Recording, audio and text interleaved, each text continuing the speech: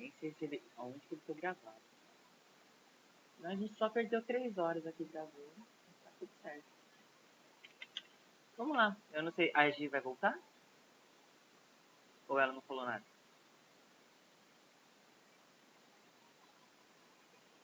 Você vai ter lá com ela? Não vai ter com ela?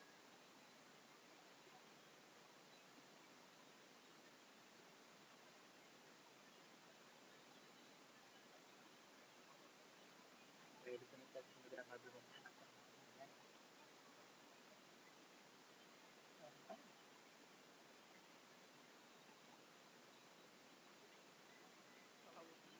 Eu falei, a Gi vai voltar?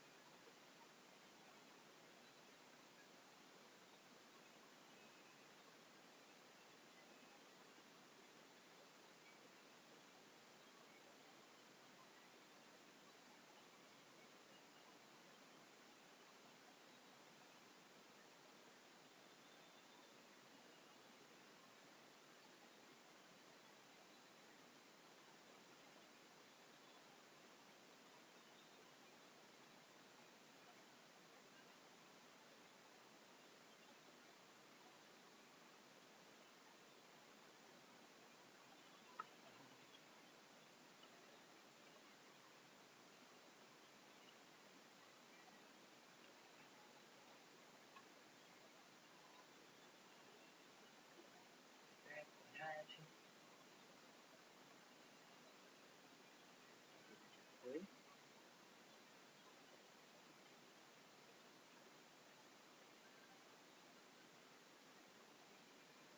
Dos 10 vídeos de principal, vai ser sucesso.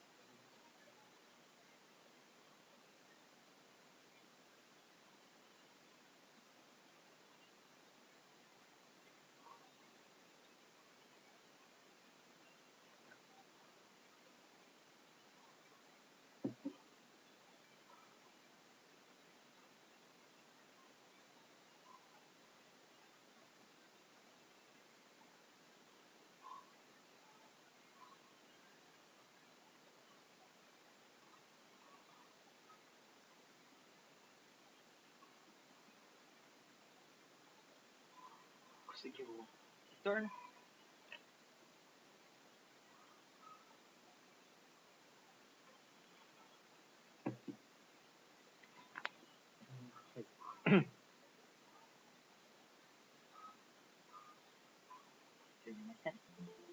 Então, voltou. Oi, oi. Voltemos. Vocês acham que vai ter mais alguém pra entrar? Oi, oi. Espera mais alguém? Ou vou mandando?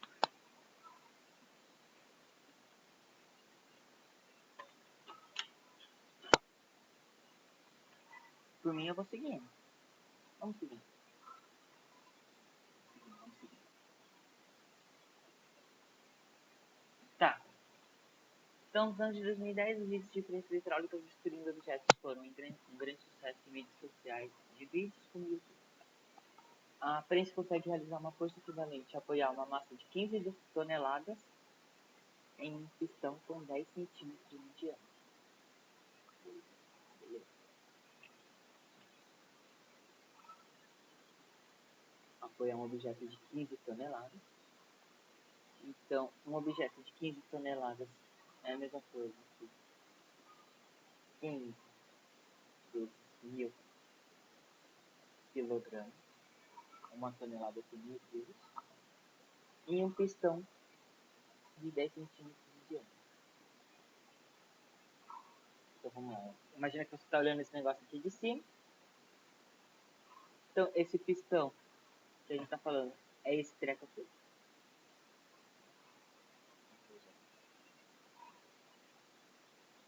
É esse negócio aqui. Certo? Esse daqui. A sua questão. Essa questão.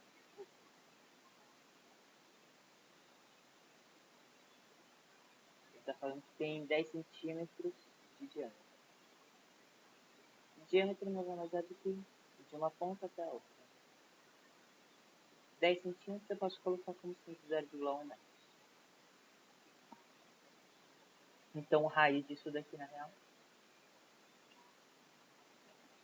é metade.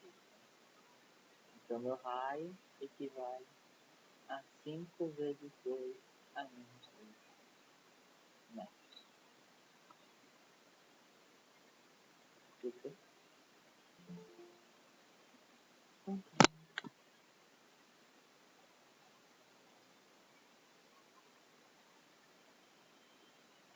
E aí, isso aí. Oi, oi.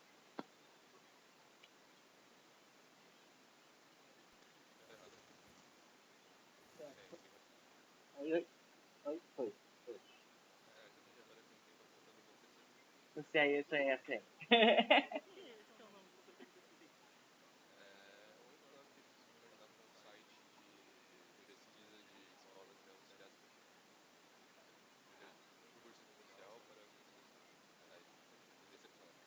Ah, entendeu. Educação inclusiva. Uou. Que da hora. Pode manter isso aí, ô meu Deus. Não tinha problema nenhum, não. O cara só vazou. Putz, entrei errado. Já volto.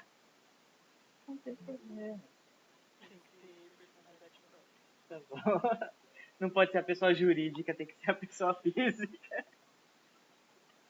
Não tem problema. Oi, pessoa física. Vambora, gente. Então tá valendo, só. A outra parte eu acho que gravou, depois eu deixo.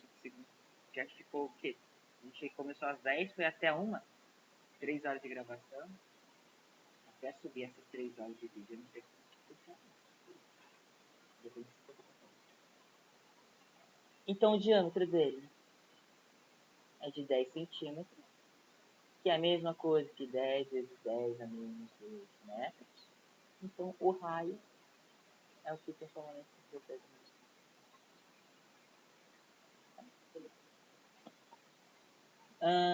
A força e a pressão exercida na área do pistão são capazes de destruir os mais diversos equipamentos. Tá? A pressão que o pistão imprime pode ser muito superior comparado com a pressão atmosférica, que é equivalente a 1 atm ou 10 a 15 pascal. Sistema internacional. Pascal que a gente vai ver. Qual é a razão entre a pressão exercida pela prensa e a pressão atmosférica? Pressão. A nossa primeira definição de pressão que a gente tinha. A força dividida pela área. Certo? Que era aquele exemplinho do ursinho levantando, abrindo os bracinhos e ocupando menos peso a cada pontinho do gelo. Então, a minha pressão vai ser igual. A força que a gente está fazendo é essas 15 toneladas. Massa vezes a gravidade. Puxa peso. Dividido pela área. Área de uma circunferência, π r quadrado. Então, a minha pressão, 15, 10 a quarta, mantém a base, soma os expoentes. Π, ele deixou eu usar igual a 3, então a gente só vai usar 3 só por causa que ele deixou. E o R, 5, 10 a menos 2. 5, 10 a menos 2 ao quadrado. Tá. Então, a minha pressão vai valer 15, 10 a 4, dividido por 3, vezes 5 ao quadrado, 25. 10 a menos 2 ao quadrado, 10 a menos 4. Dando 5. 1 sobre 5 vezes 10 a menos 4, 4. Mantém a base e subtrai expoente. Menos 4 menos 4. 4 mais 4, 8. 1 dividido por 5, 0,2 vezes 10 a oitava. certo? Isso daqui em Pascal. Então, essa é a pressão que o meu pistão vai fazer em cima do seu objeto. Daí a gente quer a razão entre essa pressão do pistão, dividido pela pressão atmosférica. Razão nada mais é do que uma divisão. Então, pressão do pistão, 0,210 ao cubo, 10 oitavos. Pressão atmosférica, 10 a 15. Mantém 0,2 dividido por 1,02, 10 ao cubo. Isso daqui então vai ficar. Como é 10 ao cubo, eu pego a minha vírgula e ando 3 casas para frente. Certo? Então vai ficar 2, 1, 2, 2, 1, 2.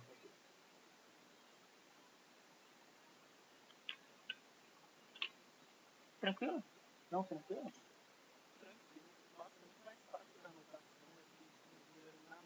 É muito mais fácil da anotação. É muito mais fácil da anotação. Nossa, eu tive que escrever uns documentos. Não faça isso. Vai dar ruim.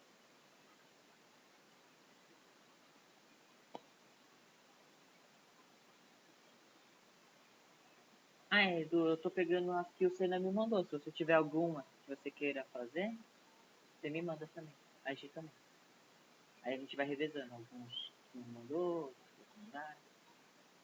A ideia é a gente ficar aqui agora até umas 3, 3 e meia. Vai também começar a dar uns trecos na cabeça do povo. Certo? Eu não sei se alguém já mandou mais alguma.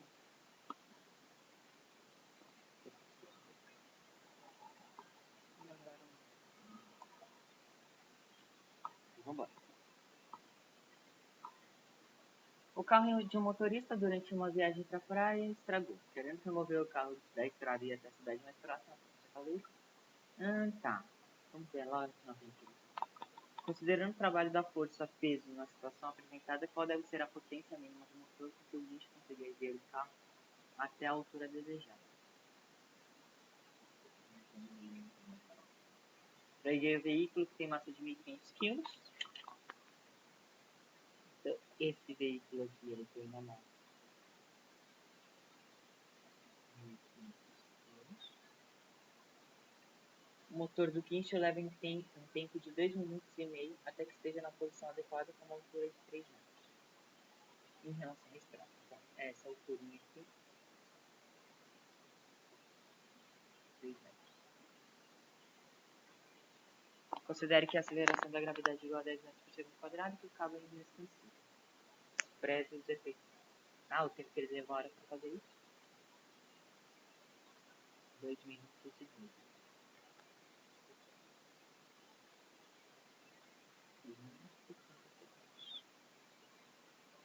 Ele quer a potência em watts. Considerando o trabalho da força-peso na situação apresentada, qual deve ser a potência mínima do motor para que o guincho conseguir ver? Ele quer saber o trabalho da força-peso. Né? Considera o trabalho da força-peso. Deixa eu ver como que a gente explica aqui. Você se lembra que a gente falava que a potência nada mais é do que o trabalho dividido pelo tempo? Ou trabalho, ou pode ser a energia, variação da energia pelo tempo. Acho que esse aqui é o jeito mais fácil de enxergar.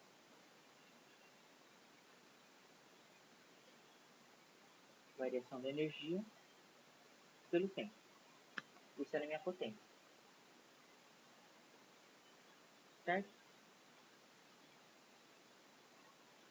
Que variação de energia que é essa? Aqui embaixo, lembra que o carro está parado, não tem expansão. Então ele não tem energia cinética e ele não tem energia gravitacional. A energia inicial dele aqui vale zero. Concorda? Quando ele terminar de subir, quando esse meu carrinho estiver aqui em cima,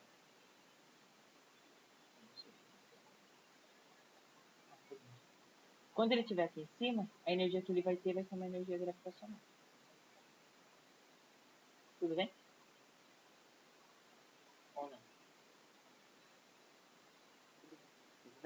Então significa que meio que ele ganhou energia do nada, entre aspas. Mas não foi do nada. Quem cedeu essa energia foi o caminhão. Então, por isso que ele está perguntando qual é a potência que o caminhão precisa ter.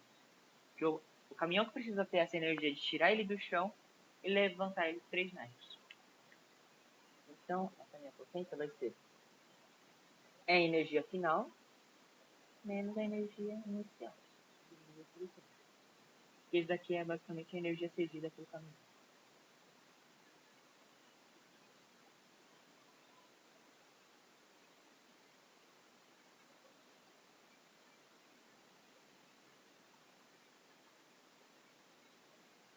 Tudo bem? Então vamos lá. Potência. Energia inicial, 0. Aqui ele não tem velocidade, não tem altura, não tem nada. Aqui em cima ele vai ter energia potencial gravitacional. Energia potencial gravitacional. Aí agora é aquela multiplicativa. Você lembra qual que é a fórmula de energia potencial gravitacional? Qual que é? Boa. Ele quer em watts. Então, a temperatura em sistema internacional. Massa, 1.500 kg. Gravidade, 10. A altura que ele conseguiu, 3 metros, que ele falou, em relação ao chão. Dividido pelo tempo que ele demorou para conseguir isso, que era 2 minutos e meio. 2 minutos e meio, então 150 segundos. Cada minuto tem 60. Então, 2 minutos. 2 vezes 60. 120 segundos. Aí você já tinha 30 segundos, que era 2 minutos. Mais 30 segundos. Isso daqui que dá 150 segundos. Certo? Corta. Corta. Foi 10. Então, deu. Minha potência, eu ia falar de peso. Minha potência vai ser de 3 vezes 10 ao quadrado. Já.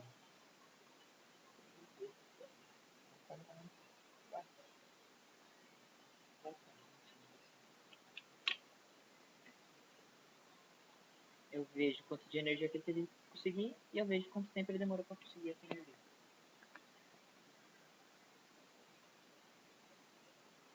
Difícil?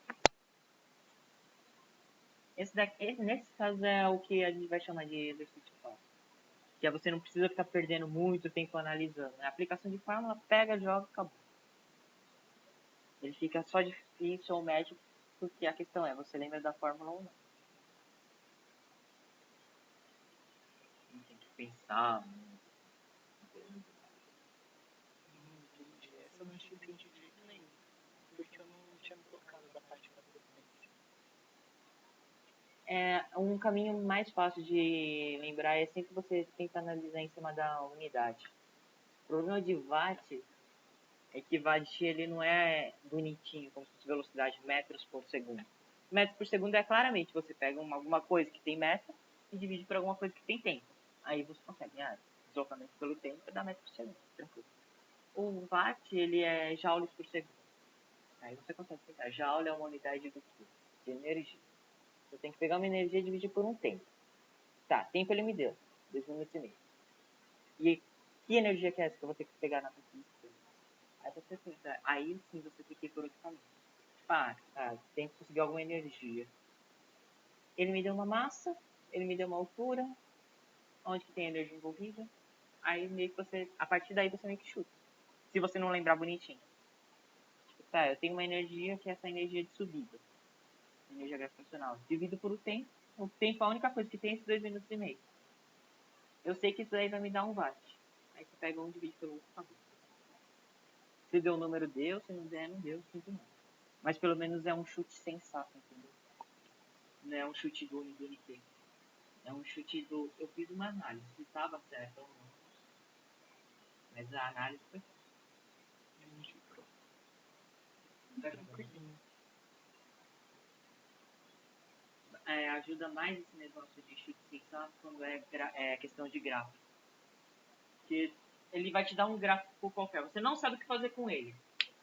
Você lê o texto e não entendeu lufas. O que você faz? Calcula a área embaixo do gráfico e vê se dá alguma resposta. Se der, chuta ele e segue pra próxima. Ah, eu tentei calcular a área, não deu. Além de calcular a área, você pode calcular o coeficiente angular. Calculei o coeficiente angular. Deu algum número das alternativas. Marca ele e tudo. Se você não sabe certinho o que cada informação dá. Que questão de gráfico tem bastante. Bora. Olha, a gente deu opções de exercício. O que parece? Acho. Beleza.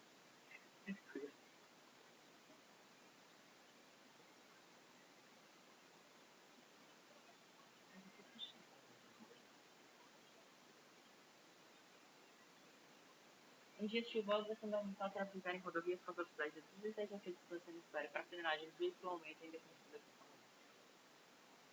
Por isso é comum observar nas estradas de velocidade entre dias secos e para dias chuvosos. É uma questão teórica? Deixa eu ver. Não, tem como. Ele se trafega com velocidade máxima permitida, é obrigado a realizar uma freada brusca quando acelera de carro até parar. No mesmo trecho, em dia chuvoso, o motorista que trafega com a velocidade máxima permitida é obrigado a frear bruscamente seu veículo em resposta. A frenagem acontece no espaço de 80 metros. Qual a diferença aproximada entre os modos das acelerações de frenagem metros por segundo quadrado e dos motoristas de Como não é teórico? Vocês se lembram por que um vai demorar mais tempo para frear e o outro vai demorar menos? O que muda em relação a um dia chuvoso e de um dia seco? O coeficiente de atrito. Coeficiente de atrito. Aí, o que esse coeficiente de atrito vai estar envolvido na sua conta? Se fosse para fazer alguma conta em relação à força?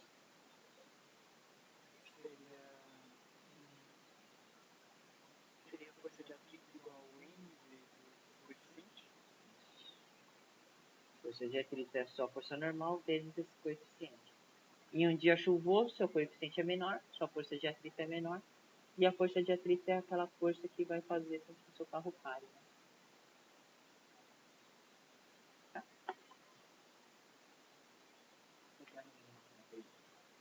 Então vamos lá.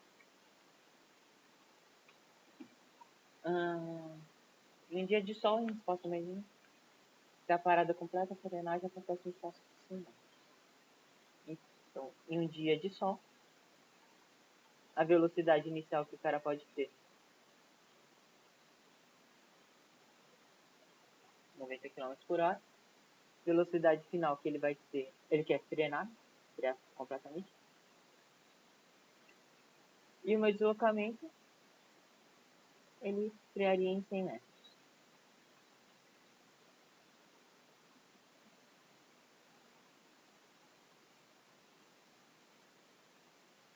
Tá. No mesmo trecho, em dia chuvoso, o veículo trafega com a velocidade máxima permitida é obrigado a frear bruscamente seu veículo em resposta a um acidente. A freagem acontece no espaço de 80 metros.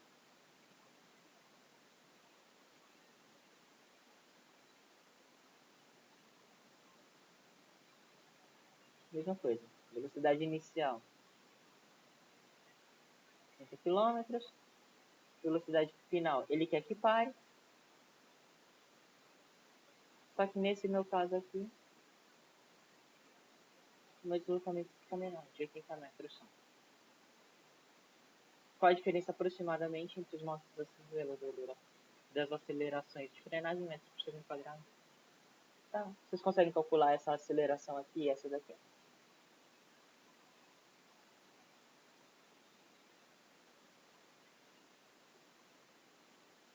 Se lembra, isso daí é um movimento uniformemente variado. A gente vai ter 3 equações.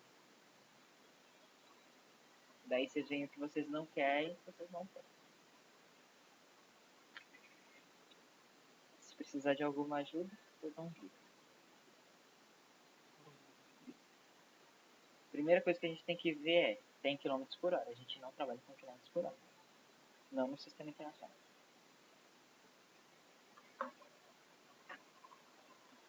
Vai. É. Tenta trabalhar com fração. Se não der certo, eu ia falar, é que 54 é meio longe de 60, né? Mas normalmente seriam 54. Vocês querem fazer com 54 só pra vocês entenderem como que faz bonitinho, depois a gente coloca com 60 pra... só por questão de conta. Faz com 54, só pra vocês entenderem a noção do exercício.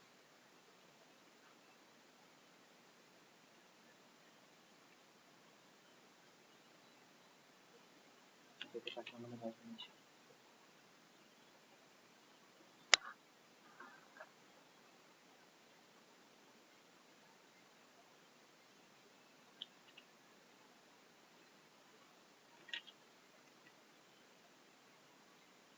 Tem até 2h30 pra fazer isso. Os dois minutinhos.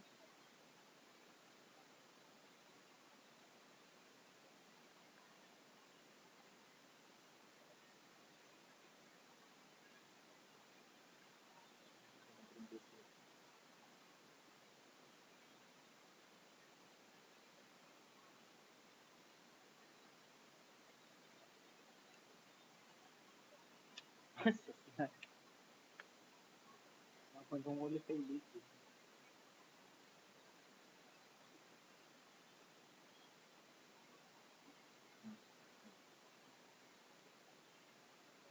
Nossa.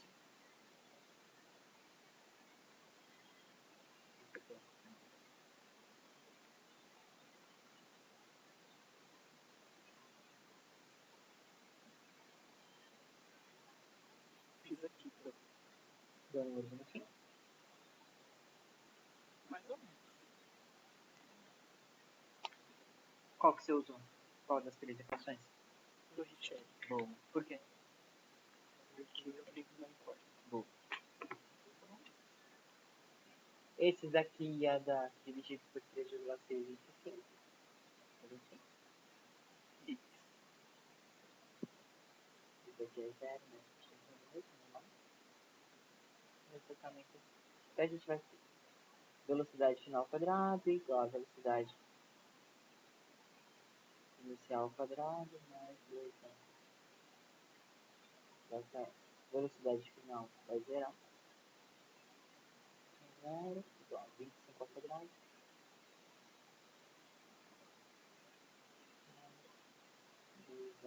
Vezes 100. A aceleração vai ficar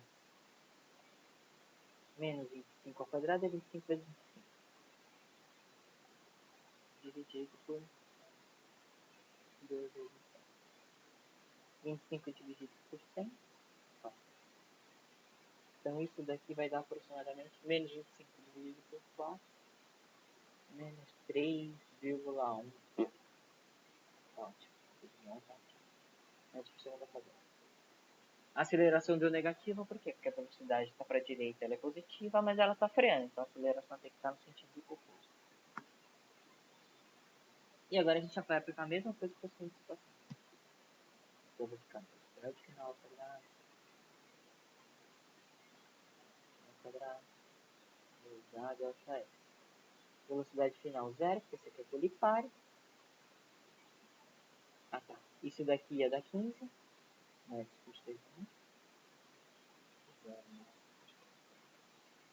Velocidade inicial, 15 ao quadrado, mais 2, 80. Nossa senhora, deu um número feio. Bem feio. Tá, aqui vai ficar menos 15 vezes 15, dividido por 2 vezes 80. Dá pra ficar por cima. 3,16. Eu não vou acostumbrar a falar que isso daqui é quase 15 para ficar os dois. Né?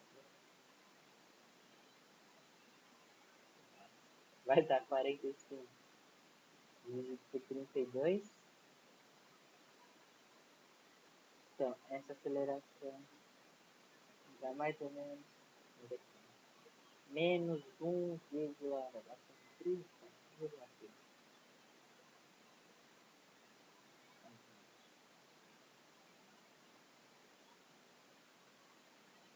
Não, já fiz 30, dá 4.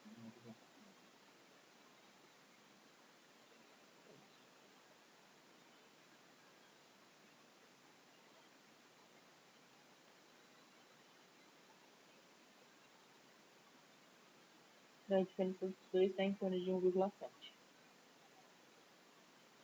Que daí provavelmente não vai ser a mesma coisa.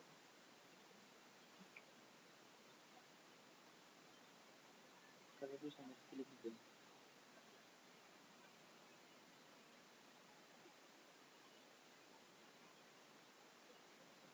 Aqui, a gente mudou o nosso centro.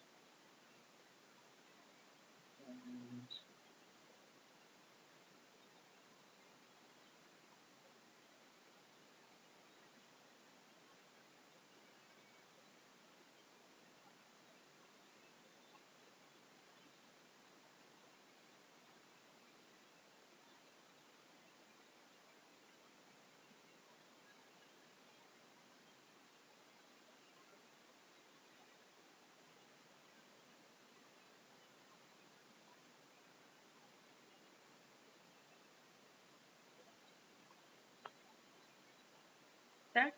Difícil, mais ou menos.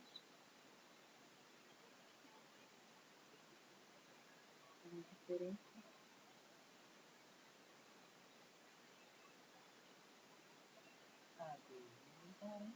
Imóvel.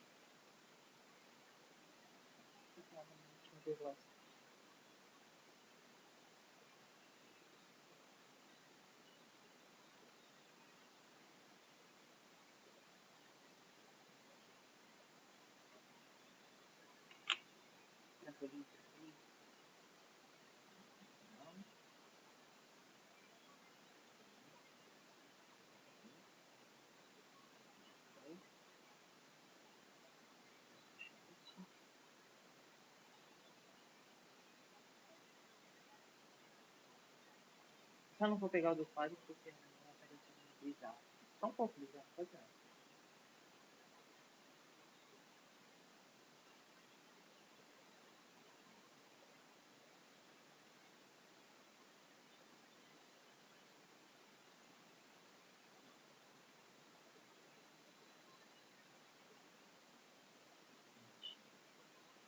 Tá, pelo menos ele me deu a forma dessa vez.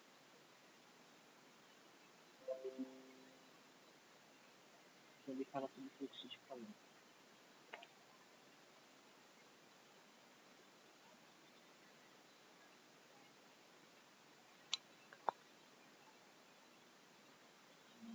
Sim.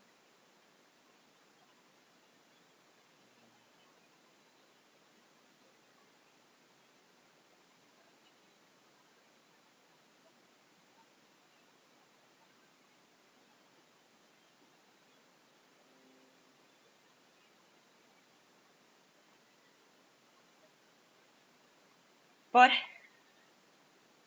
Bora.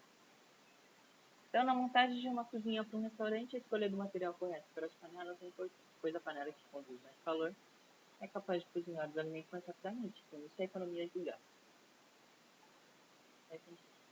A taxa de condução do calor depende da condutividade K do material,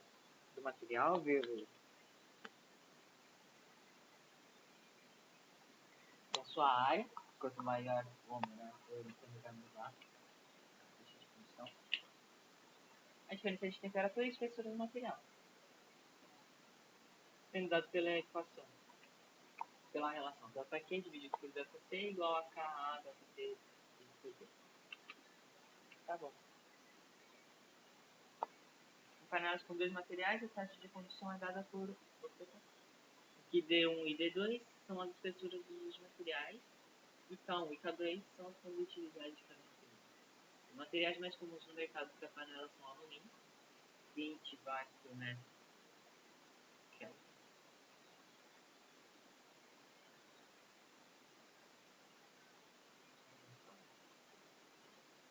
Watts de energia sobre tempo. O ferro, 8 watts por metro Kelvin, e ao aço K igual a 5 watts por metro Kelvin. Combinado com cobre. K igual a 40 watts por metro Kelvin.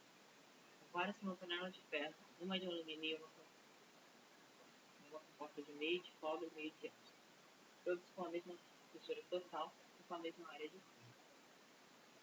Tá. A ordem crescente da mais econômica para menos econômica é questão de aplicar em fórmula. esse ΔQ sobre ΔT é o que ele chama de fluxo.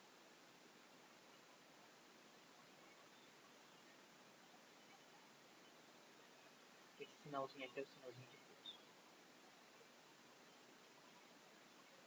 Esse fluxo a gente usa para fluxo de corrente, fluxo de calor, qualquer tipo de fluxo, qualquer coisa que fica andando para frente, assim. Eu quero calcular uma quantidade de pelo tempo, a gente pode usar essa letra. O nome da letra é Φ.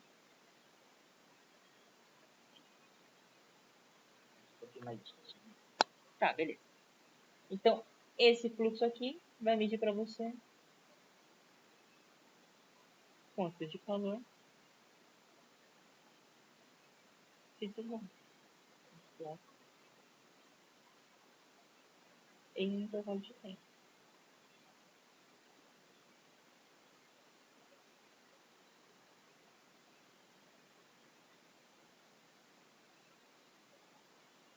Então, quanto maior esse φ, para a questão que ele está falando, melhor é o seu material. Se ele desloca, sei lá, 1000 calorias em um segundo, ele é bem mais efetivo do que distribuir 1000 calorias em uma hora. Porque já vai demorar muito até conseguir fazer com que essas 1000 calorias passem para sua comida. Beleza? Quanto mais rápido, melhor. Aí ele foi lá e me deu uma outra fórmula que funciona para calcular esse fluxo. A gente pode falar que o meu fluxo é igual. A gente está usando esse daqui, tá? Se o material for um só. Então vai ficar casinho vezes essa minha área, vezes a variação da minha temperatura, dividido pelo desenho. Lembrando que esse desenho aqui, então, é a distância. Então, vamos lá.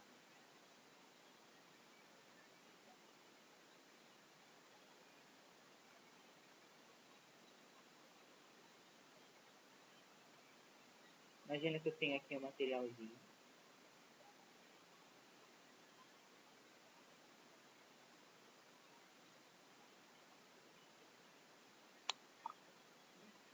Esse material aqui, ele tem uma certa espessura.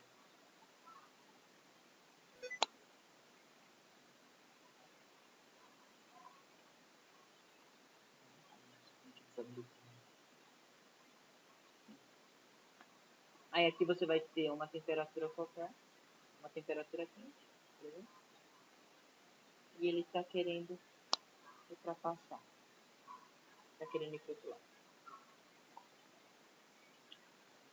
Então, do que vai depender? O quão rápido ou quão devagar vai ir?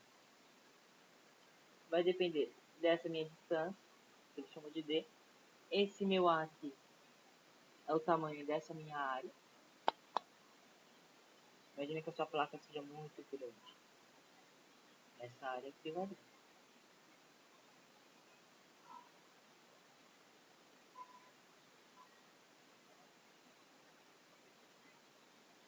E o meu K é uma característica do meu material.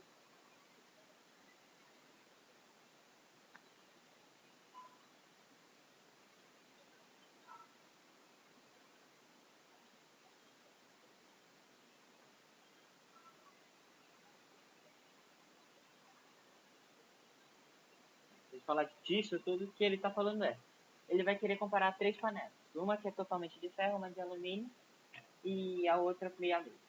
E todos vão ter a mesma espessura e a mesma área de fundo. E obrigatoriamente a gente vai considerar também que a gente quer que essa variação de temperatura seja a mesma nos 3 casos. Né? Beleza?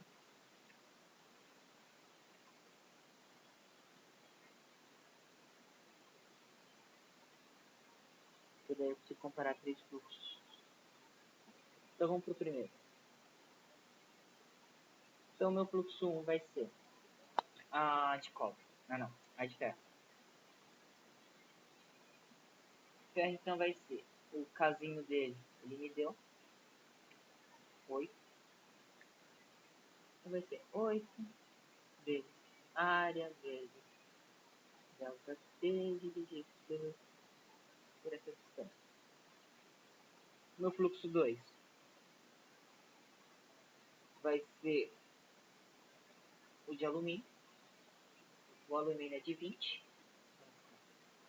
20 vezes A vezes delta T dividido por essa distância. E o meu último fluxo é o meio a meio. Aí no meio a meio ele é bem parecido, a fórmula, só que ele muda alguma coisinha. Que é isso daqui. Vai ficar A delta T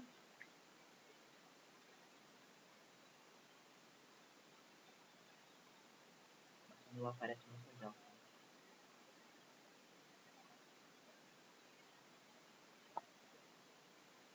A delta T dividido pela distância por K. No nosso caso ele quer meio a meio, então essa distância aqui vai ser metade dessa minha distância aqui seria de material e a outra metade seria de outro.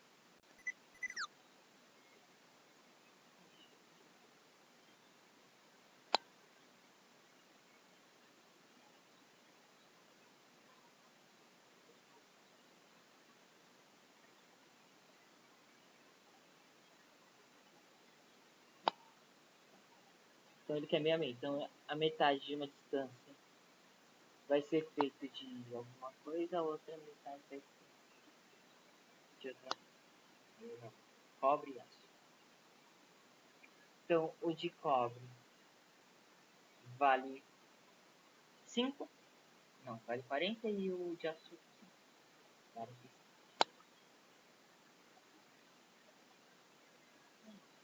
Então agora a gente só trabalha com isso daqui para tentar melhorar e ficar mais ou menos com a mesma carinha desses outros.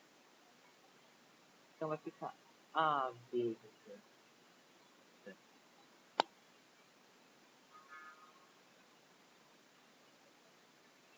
delta T dividido por como que a gente faz uma soma de fração.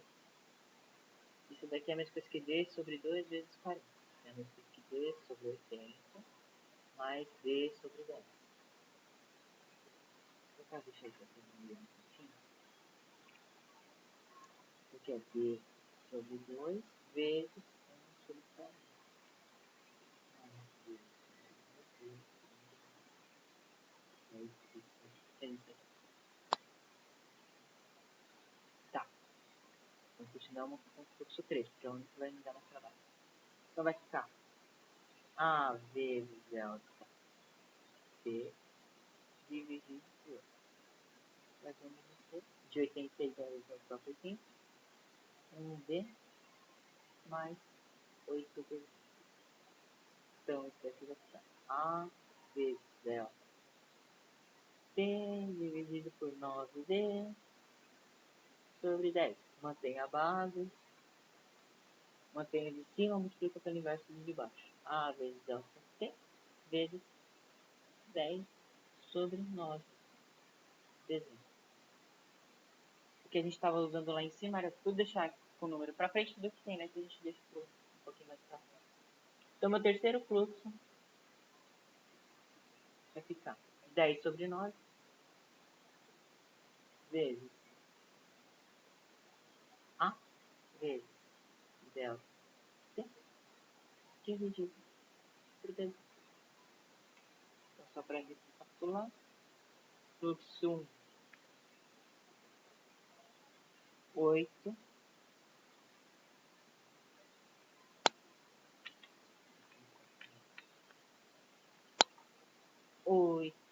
vezes área vezes variação dessa temperatura dividido por T.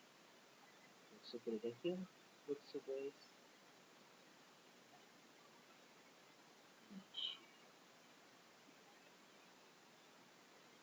20 A delta T.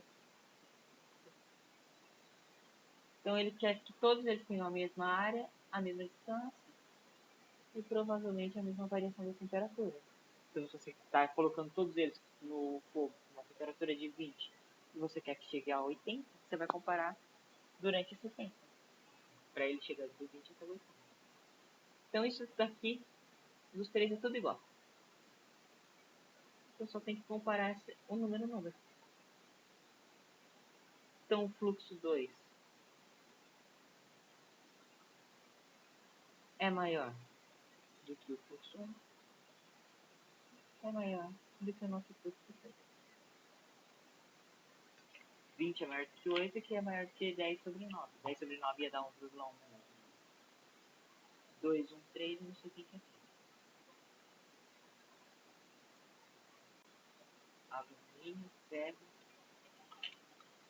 comédio. Se eu não me engano, ia dar 10.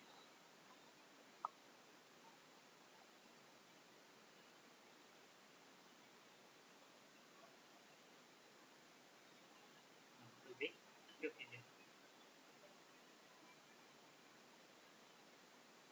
8 vezes? Não, 80 sobre 9. 80, né? Por que eu não tinha um 10 ali?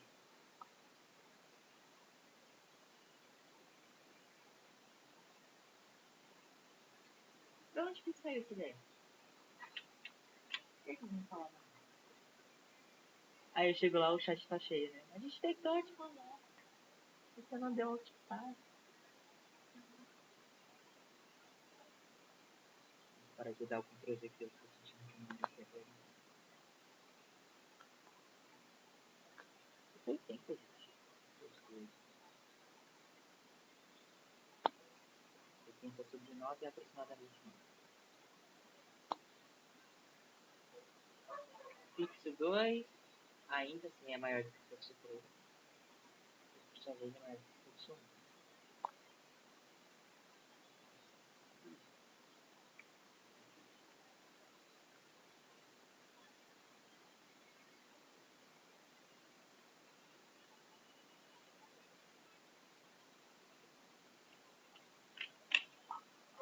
Foi, né?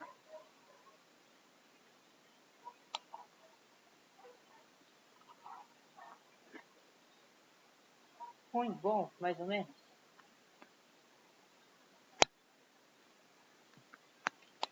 Sobrevivemos. Estamos sobrevivendo? Nada, nada, nada? É muito mais aplicação de câmera do que outra coisa. Que parte do nada? O fluxo nada mais é do que fazer um calor entrar, passar por aquilo ali e chegar do outro lado. Isso que é um fluxo. Então, imagina que você está pegando a panela quente só com a sua mão.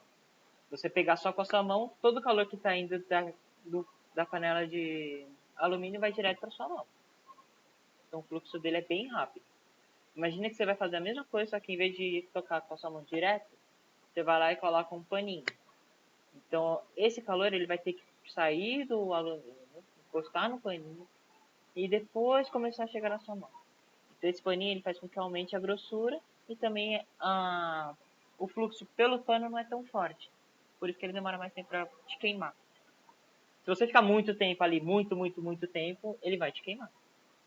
Mas se você for pegar assim, sei lá, vou pegar ele do forno e jogar ele para cima da mesa, ele te aguenta esse tempo. É isso daí que tá falando do fluxo. Daí, esse fluxo ele vai depender do material que você está usando. Então, você pode usar um paninho, ou então você pode usar, sei lá, tem um treco que se chama, acho que silica, um negócio assim. Que o transporte dele é quase nulo. Que é o que o pessoal acaba usando de gel, sabe? Quando vai fazer cena de ação, os dublês. Que eles colocam alguma coisinha em cima do corpo deles e depois botam fogo. Que daí eles não se queimam. Porque aquilo ali ele é um isolante térmico.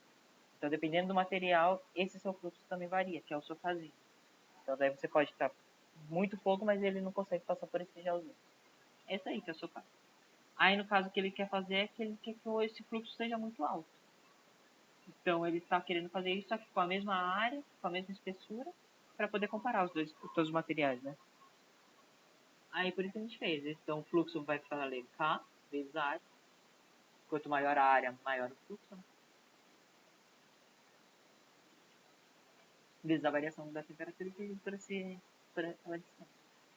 Quanto maior a distância, menor o fluxo. Aí, depois era só comparar os três. Considerando que a área, tudo isso vai ser igual, então aquele A vezes delta T dividido por D, é tudo uma constante. Então, se quisesse jogar um valor tipo 5, só porque sim, Aí você coloca 5 em todos e depois você compara o valor. É uma constante.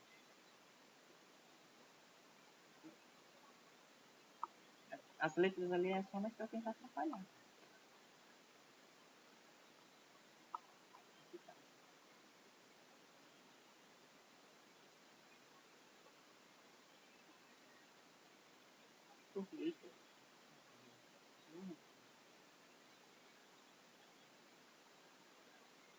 Ah, isso daí é legal.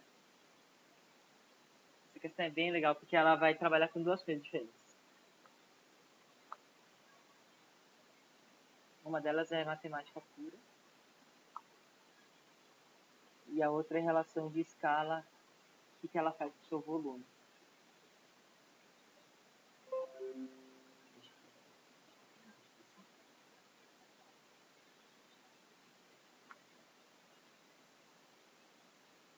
Então vamos lá.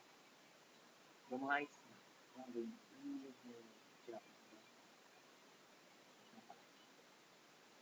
Mas ela é bem legal.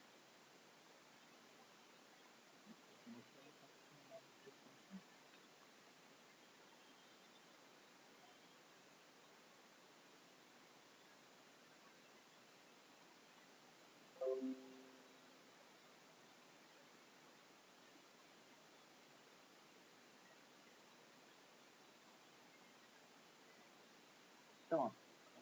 A torre Eiffel, com seus 324 metros de altura, feita com treliças de ferro, pesava 7.300 toneladas quando terminou de ser construída em 1889.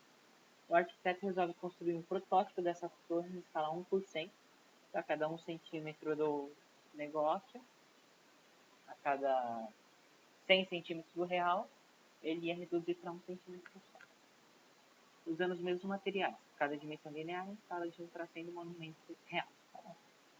Considere que a torre real tem a massa M torre e exerça na fundação sobre a qual foi erguida uma pressão de P torre. O modelo construído pelo arquiteto terá uma massa M modelo e exercerá uma pressão P modelo. Como a pressão exercida pela torre se compara com a pressão exercida pelo protótipo? Ou seja, qual é a razão entre as pressões P torre divididas por P modelo?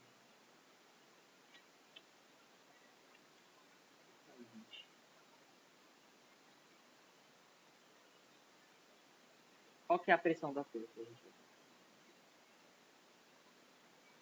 A pressão da torre é a massa da torre dividido massa vezes a gravidade da torre, peso da torre, dividido pela área da torre, pela área do chão. Certo? Ah, pode considerar que aqui vai ter 4 pezinhos? Pode, mas considera também como se fosse uma coisa só, não vai fazer muita diferença. Como se, tipo, imagina que aqui a torre fosse um quadrado fechado e ele tá tudo isso aqui em cima.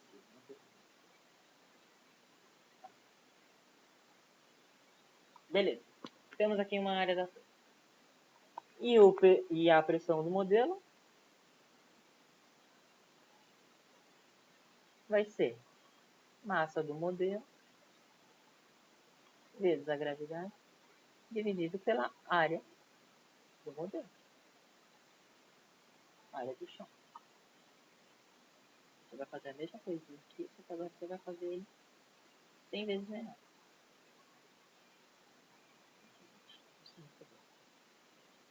Tudo certo.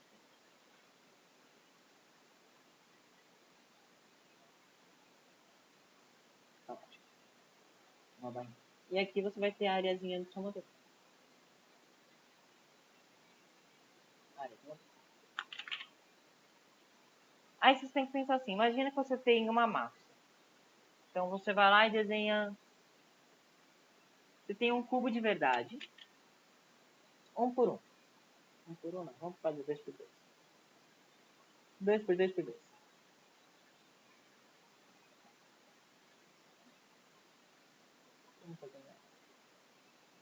Eu vou falar que esse bichinho aqui pesa...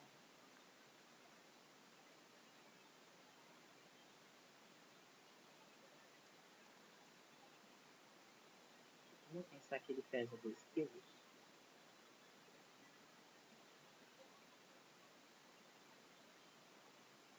Ao invés de fazer 2 por 2 por 2, vamos fazer 1 por 1 por 1, falando que ele pesa 2 kg, tá bom? Em vez de eu diminuir, eu prefiro aumentar ele. Fica mais intuitivo. Né? E agora eu vou fazer um bagulho. Eu vou aumentar essa caixinha. O dobro. Só que agora, em vez de ser 1 por 1, vai ser 2 por 2. Eu dobrei. Quanto que vai ser a nova massa?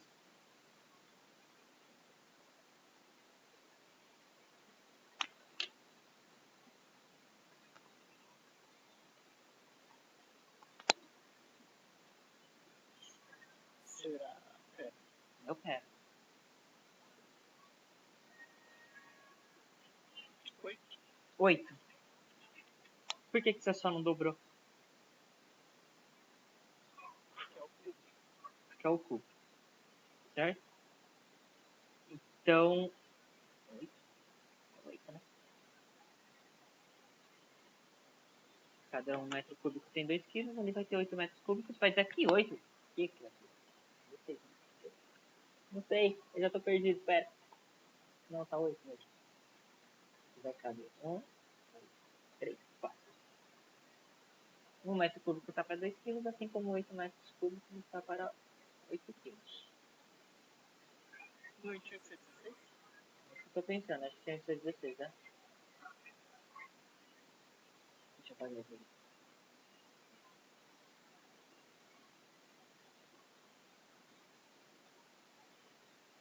Você tem 1 metro cúbico, está para 2 quilos. Assim como 8 metros cúbicos está para 2 quilos. Aí você faz ele bonitinho, então vai ficar aqui x igual. Tá. O que a gente vai fazer? Qual que é a ideia? A ideia é que você não pode falar, assumir então que só pelo fato dele ter aumentado, diminuído 100 vezes, o seu peso também vai diminuir 100 vezes. Não é porque eu dobrei a cada distância que eu vou dobrar a minha massa. Certo? Tudo bem até aqui?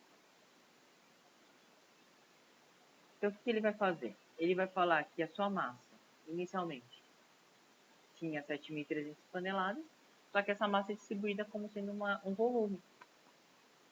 Então, você vai ter... Então, você vai ter uma massa da torre, tá, para um volume qualquer, para um volume da torre.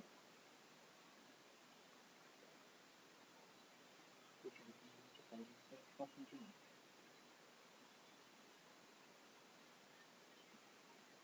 Você lembra o que acontece em relação a área e volume? Se eu dobrei minha área, se eu dobrei o meu lado, quer dizer, então daqui para cá, você dobrou o seu lado, né? O que acontece com o seu volume?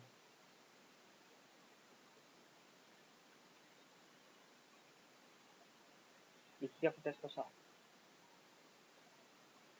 Que eu me quadriplica? Não. 8 triplica? Ele eleva ao cubo. Ele vai ser multiplicado por 8. Aqui vai ser o lado elevado ao cubo. E aqui vai ser o lado elevado ao quadrado. A gente vai ter uma relação assim. Deixa eu tirar isso aqui.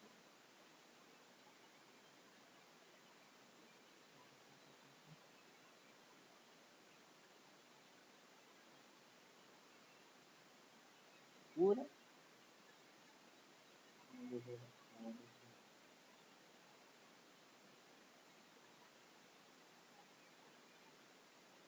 sei o que você está fazendo.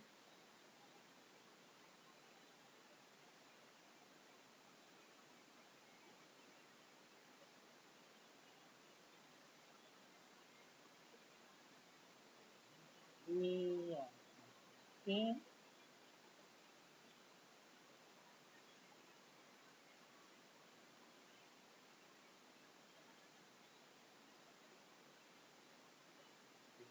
Começando a ficar mais devagarzinho.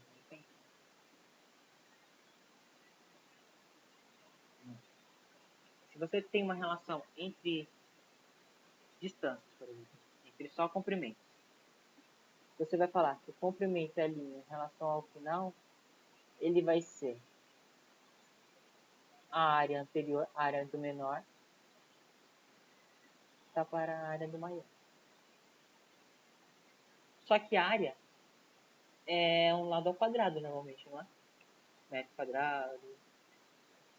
Então, se você tem um comprimento que está em metro e você transforma ele em metro quadrado, para manter essa igualdade, você precisa só levar isso para aqui ao quadrado.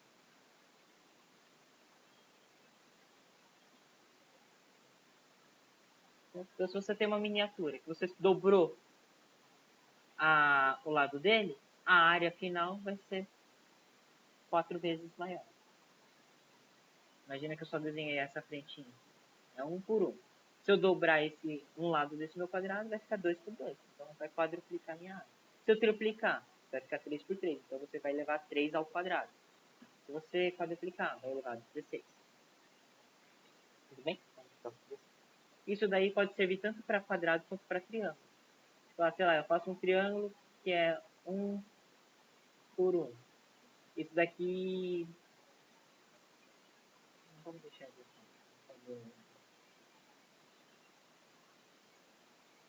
Senão vai aparecer aquele aqui. Imagina que eu faço um triangulinho que eu falo que ele é 1 e 3 o lado dele. Eu falo, sei lá, a área dele vai ficar então 3 vezes base vezes altura, 6 vezes por 2, 3. 3 alguma coisa.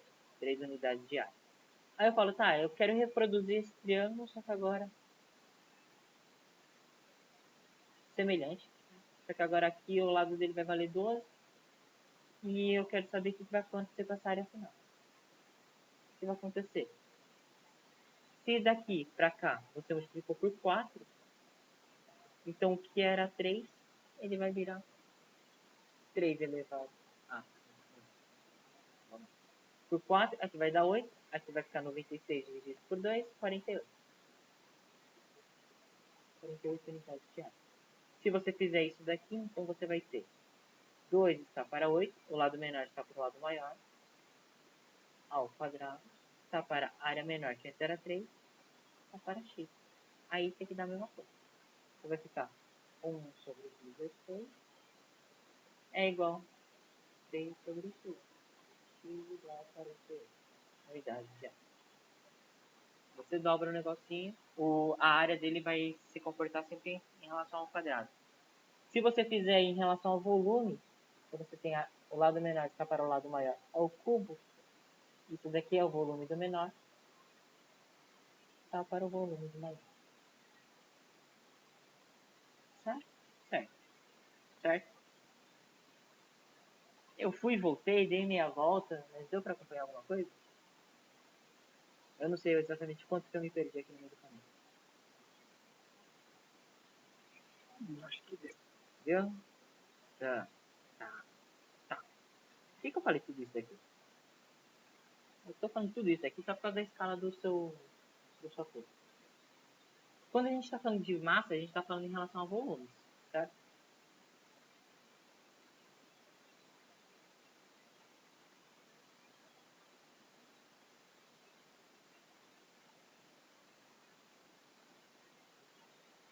Então, se eu faço isso daqui e eu divido a escala de 1 para 100, então esse daqui seria o meu 100 e esse daqui seria o meu 1.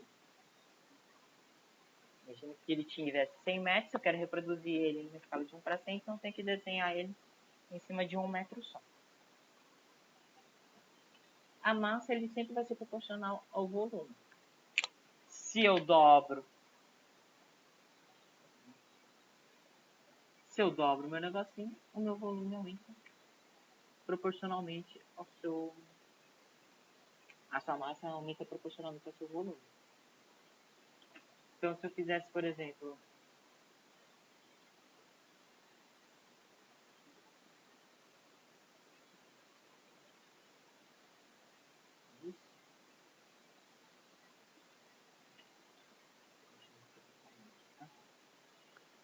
eu tinha um lado menor está para 1, assim como o maior está para 2, elevado ao cubo, está para a massa menor, estava para 2, para a massa maior, estava para x. Então, nesse meu caso aqui, vai ficar 11 está para 8, que é essa relação aqui dos volumes. É igual, o volume menor tinha 2 kg, o volume maior é que eu quero. O volume maior vai dar 16 kg. Então, a massa é proporcional ao volume, e não a área. Então, vamos lá. Se eu tinha um lado maior que está para 100, está para 1. Em relação ao volume, então eu tenho que levar ao cubo, está para a massa maior, está para massa maior ele chamou de massa real, massa da torre. Massa da torre está para a massa do protótipo. Isso daqui vai ficar 10 ao quadrado, 10 à sexta, massa da torre e massa do protótipo. Então, a minha massa do protótipo é igual à massa da torre real, dividido por 10 à sexta, que é a mesma coisa que multiplicado por 10 a menos 6. O que vai acontecer em relação à área da base? Que é o que está suportando ele. A área, então, ele vai ficar em relação ao quadrado. Então, o lado maior está para o lado menor é igual à área ocupada pelo maior pela torre, né?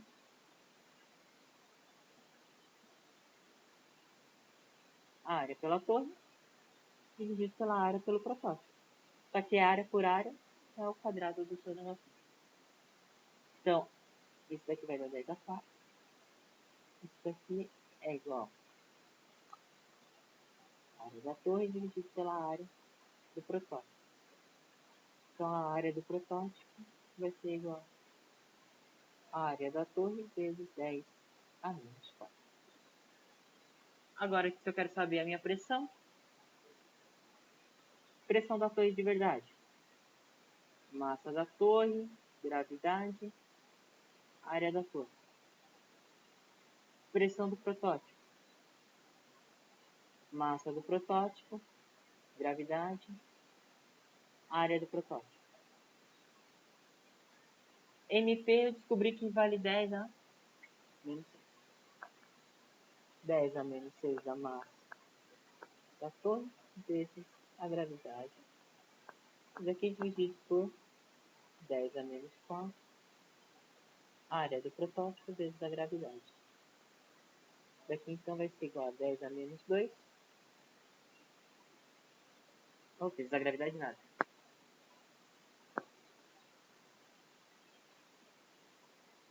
10 a menos 2. Massa da torre, gravidade, área da torre. Se ele quer saber, ele quer quem por quem?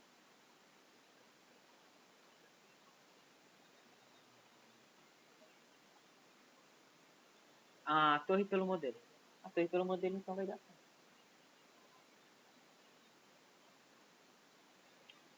Então isso daqui vai ficar peso da torre vezes pela protótipo. M, C, G, A, T. 10 a menos 2. M, C, G, A, T. Expressão idêntica. Então vai ficar 1 sobre 10 a menos 2. E 10 a 10 a 40. A pressão da torre é 100 vezes maior que a pressão do protótipo.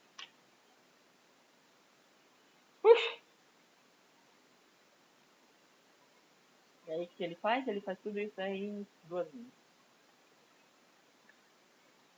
Não era só ver a altura do protótipo e dividir. É isso que ele fez. Mas eu não tenho certeza se você pode reduzir tudo aquilo ali a só isso.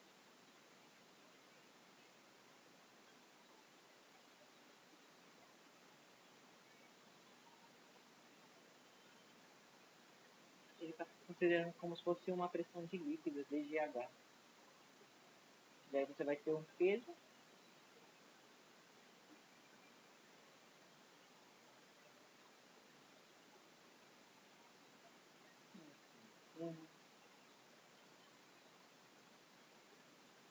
É, em tese você podia ser.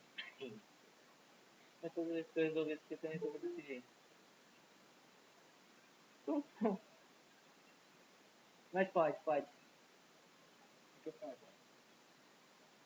Ah, eu não tô compartilhando a minha tela, né? Toma não.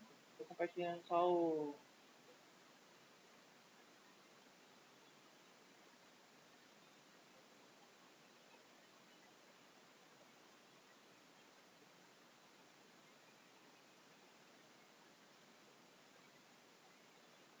Vai, cara, pra 3h30. Eu falei, a gente vai até as 3, tá bom? Aí, tá bom, até as 3. Aí do nada, 3h30. Tá bom, beleza. Boa. Nossa senhora.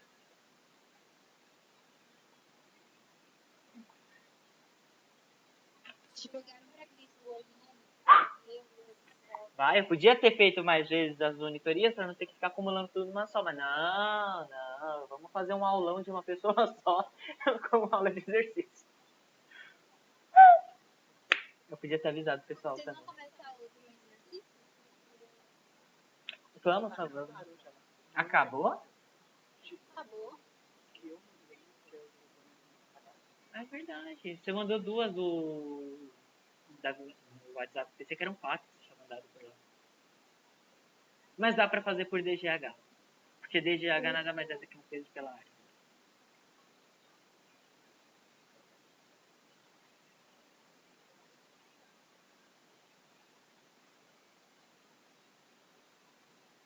Eu chamo de puxo.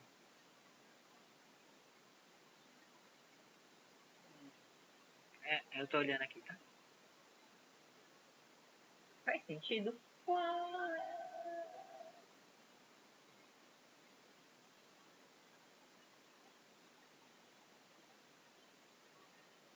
Porque ele tá assumindo que se você dividir a altura pela metade... Ah, tá. Tá fácil. Ele mudou aqui, ó. Nessa parte aqui.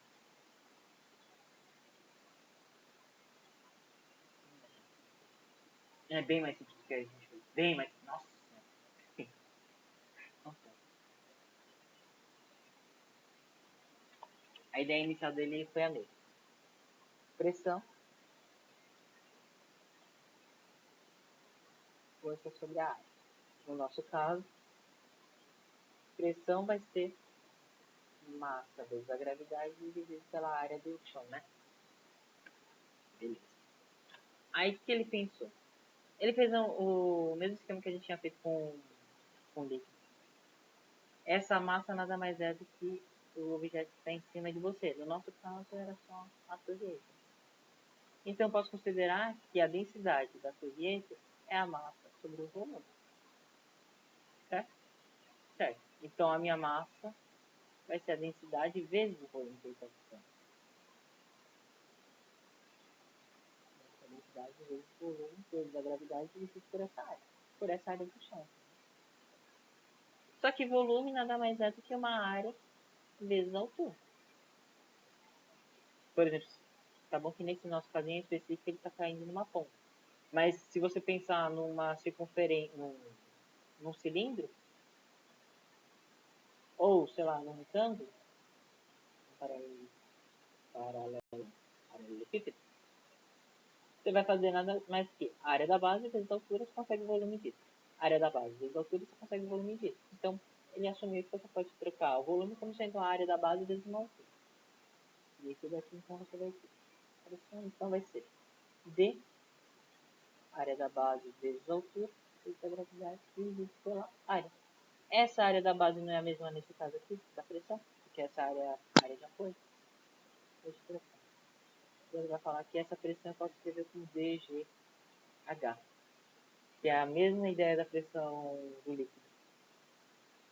Se ele quer a pressão da torre dividido pela pressão do protótipo, vai ficar densidade, gravidade altura. Embaixo, a de gravidade, só que essa altura aqui ele divide por 100. 1 sobre 1 sobre 100. 100 vezes maior. Acontece bastante. É isso. Fica mais fácil. Admito. Admito.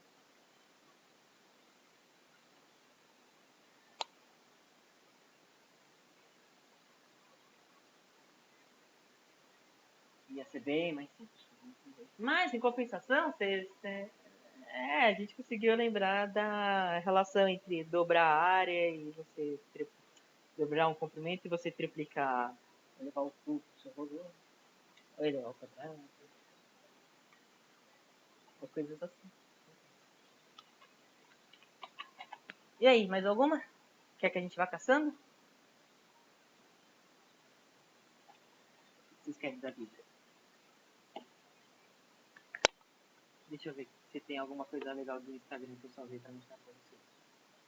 Vira e mexe eu vejo algum videozinho que eu falo, nossa, dá pra falar aqui.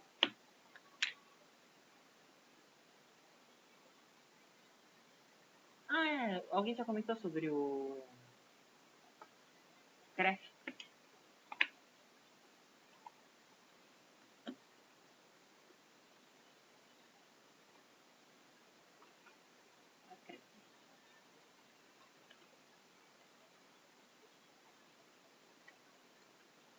Esse site é bem... É, não é um site, é um blog de alguns professores, acho que da Universidade Federal do Rio Grande do Sul.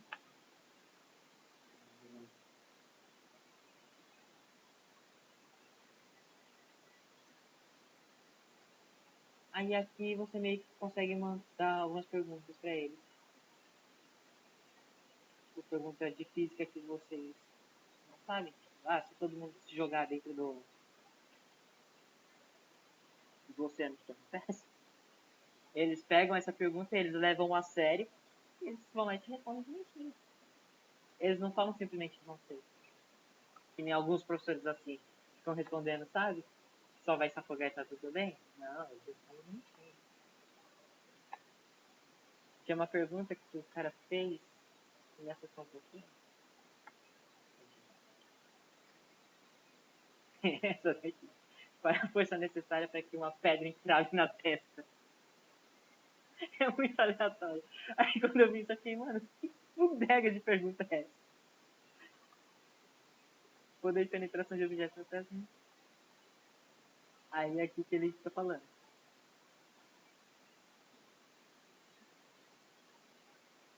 Aí vai lá e responde. Poder de penetração de um objeto na testa. Aí o cara vai lá e ele fala qual que é o contexto que ele pergunta, que ele fez a pergunta. Ele não queria perguntar isso só pra encravar uma pedra na testa do amiguinho dele. Ele catou e falou que ele leu isso daí na Bíblia. E na Bíblia tem um cara foi lá, tirou uma pedra e cravou na cabeça do Golias. Aí ele foi lá e perguntou de um limitinho. Aí fala qual que era a arma, o que acontece.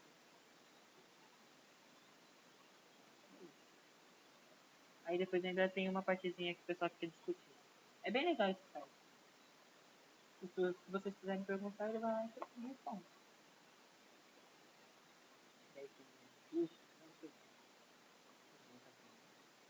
Agora não. Vamos ver, aonde que estão as coisas que eu salvei? Eu posso dissertar sobre a água, nada. Pode. Aqui, ó, pesquisa aqui na internet. Qual a densidade de uma pessoa? Aqui, ó. 1,07 gramas por centímetro cúbico. Aí isso dá quanto? 1 litro? Que é 1,07? Gramas por centímetro cúbico. Porque você me levou a sério. É só você fazer a regrinha de 3, bonitinho. Vamos lá. Ó, 1 metro e meio. A densidade, 1,07 gramas por centímetro cúbico. É isso que você encontrou? Tá, se você quer passar isso daqui para quilograma por metro cúbico, você multiplica por 2. Então vai dar 1070 kg por metro cúbico. É que a gente não tem um metro cúbico. Lembra que metro cúbico seria como se tivesse 1 por 1 por 1. Então, tipo, eu tenho 60 quilos, eu vou ter 20 vezes menos, um pouquinho menos. Você calcula mais ou menos em pé quanto de metro quadrado você ocupa. Se você consegue se encaixar bonitinho dentro de um azulejo. É azulejo o piso? O nome do piso é azulejo? Isso. Tá, ele normalmente tem 30 por 30 centímetros. Então é 0,09 metros quadrados. Aí você multiplica pela sua altura. Aí você consegue saber qual que é o seu volume, mais ou menos. Entendi. Ia dar alguma coisa próxima de 10 litros. Então, 7 bilhões de pessoas, desses 10 litros, o que ia acontecer com o mar?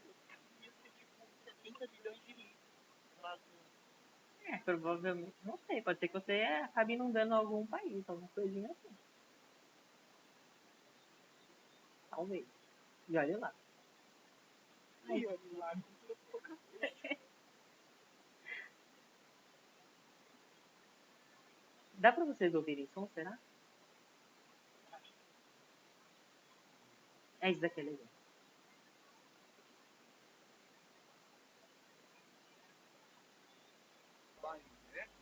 Tá saindo som daí? Nesse vídeo que você está assistindo, você já ouviu falar em necrofills? Nesse vídeo que você está assistindo, cientistas reanimaram aranhas brancas. Agora esses cadáveres cumprem sua dor. Essa pesquisa de pai e Iaco surgiu com a dúvida de por que as aranhas se enrolam quando morrem. E a resposta é que as aranhas são máquinas hidráulicas. O que faz suas pernas se mexerem são fluidos, o sangue. Então, quando uma aranha morre e perde sua pressão arterial, ela se contrai. Nesse experimento foi colada uma seringa nas costas da aranha e, através da injeção de fluidos, eles controlam a abertura de suas pernas, para conseguir usar as aranhas como garras fortes o suficiente para carregar pequenos objetos e até mesmo puxar placas de seguro. Lá no canal tem um vídeo explicando com mais detalhes. Você já ouviu falar em Essa coisa que eu preciso. Lentes polarizadoras, não sei se vocês já tiveram aula.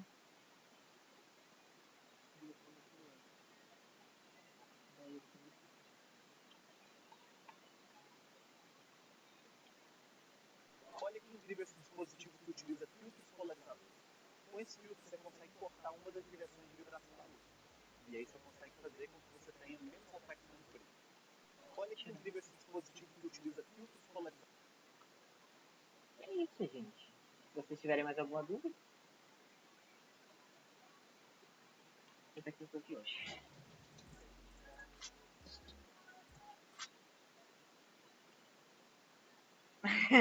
Era, tá bom. Eu perguntei se estava saindo só, vocês não me responderam.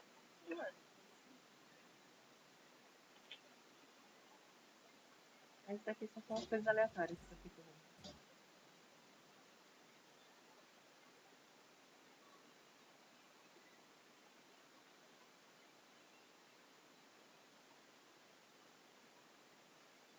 Agora não sei se é pra sair som, porque nem eu tô ouvindo.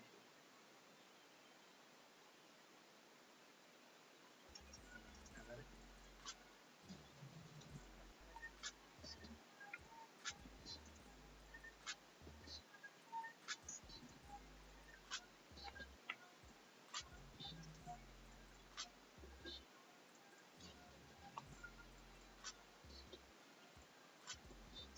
É o mesmo princípio do relógio solar.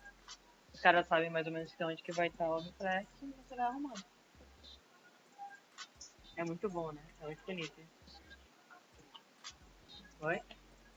Ah, e provavelmente também ele funcione só por um tempo, só por um período, né? Se bem que ele não é, nossa senhora, que coisa. Pra sempre ele vai ser certinho. Então, eu acho que depende também da época do ano pra ele ficar um pouquinho mais certo. Mas ele funciona como se fosse um relógio solar. Você sabe mais ou menos onde que tá a posição do sol, onde que ele vai ficar dependendo do horário do dia. Coloca lá bonitinho. E a sombra faz isso. você souber a latitude do seu lugar, você já sabe qual é. Latitude da sua cidade. Bonito o lugar.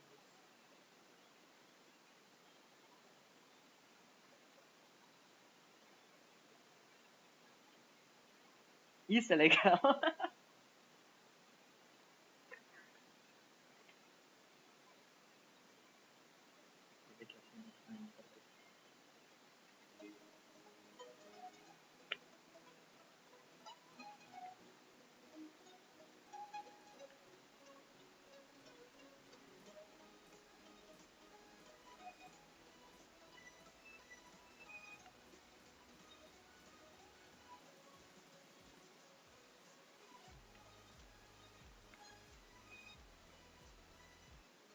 Realmente. Eu não sou muito bom também, não. Mas eu gosto de ficar assistindo essas coisas. Então é isso, povo.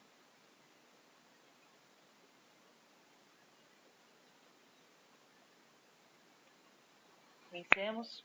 Qualquer coisa. A gente ainda está preparando mais uma semana de revisão pra vocês. Eu que agradeço por vocês aparecerem, não me deixarem aqui sozinha, olhando pro nada. Vai lá, aproveite seu sábado, filho. Amanhã a gente vai votar. Não se esqueçam de votar. Exerçam a democracia.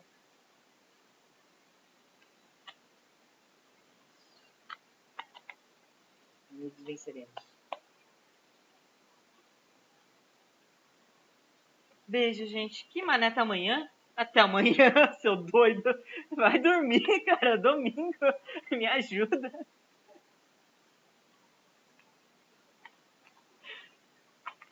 Até sexta. Talvez até sexta, porque eu acho que a gente tem mais uma aula mesmo. Se não tiver, eu só esqueci de me despedir de vocês. A gente tem mais. Beijo, gente. Tchau, tchau. Até. Falou, Edu. Fecharei aqui, ok?